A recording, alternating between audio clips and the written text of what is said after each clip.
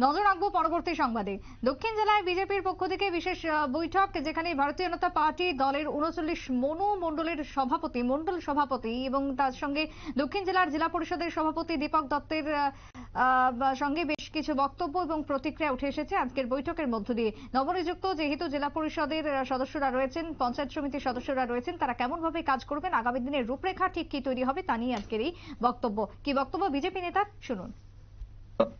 আমি দীপক দত্ত, ভারতীয় জনতা পার্টির ৩৯ মনোমণ্ডল সভাপতি।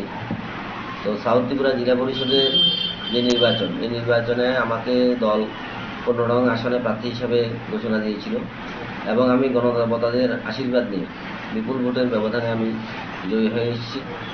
এরপরে ভারতীয় জনতা পার্টির প্রদেশ নেতৃত্ব, আমাদের মাননীয় মুখ্যমন্ত্রী সহ নির্বাচন কমিটির সমস্ত পদাধিকারীরা আমাকে এই দক্ষিণ ত্রিপুরার জেলা সভাধিপতির দায়িত্ব দিয়েছেন। তো আমি আমার যে টিম রয়েছে, জানেন এখানে ১৭ জন জেলা পরিষদের সদস্য রয়েছে টোটাল। তা আমরা সকলে মিলে এই দক্ষিণ। আপনারা শুনলেন বিজেপি নেতার বক্তব্য। ইতিমধ্যেই পঞ্চায়েতের তিস্তার পঞ্চায়েতে যারা নির্বাচিত প্রতিনিধিরা রয়েছেন, তারা যারা শপথ গ্রহণ করেছেন, আগামী দিনে গ্রামের উন্নয়নে তারা কিভাবে কাজ করবেন সে নিয়ে সাংবাদিকদের বৈঠকে কার্যত পক্ষে প্রতিক্রিয়া উঠে আসছে বিজেপি নেতৃত্বদের। ছোট্ট বিরতির পর ফিরবো, সঙ্গে থাকুন।